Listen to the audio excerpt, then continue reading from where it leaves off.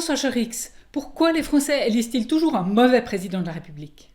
Pour répondre à cette question, il faut d'abord examiner celle de la culture politique. Dans chaque pays, sous les événements, circule un récit, des images, une représentation qui influence fortement la culture politique, qui structure les débats, qui contribue à former l'opinion. Au Royaume-Uni, dans la séquence du Brexit, on a mesuré l'importance de ce phénomène.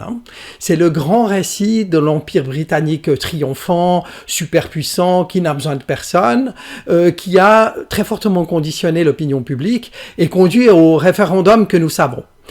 En France, il existe un récit également que je qualifierais de récit révolutionnaire.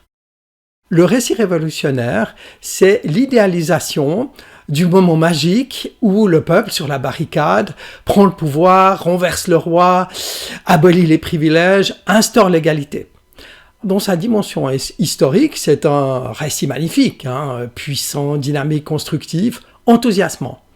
Par contre, si on le transfère tel quel à l'époque contemporaine, et surtout si on le rejoue sans cesse, il tend à suggérer que le président, quel qu'il soit, quoi qu'il fasse, est ce fameux monarque qu'il faut absolument abattre. Les conséquences de ce récit sont multiples, très puissantes.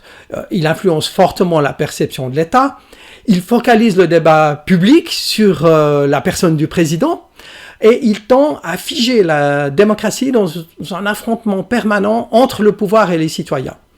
Alors, pour revenir à votre question initiale, ce n'est pas le président qui est obligatoirement mauvais. Il peut l'être ou ne pas l'être. C'est le récit qui finalement est devenu mauvais et qui n'est plus adapté à la démocratie moderne actuelle.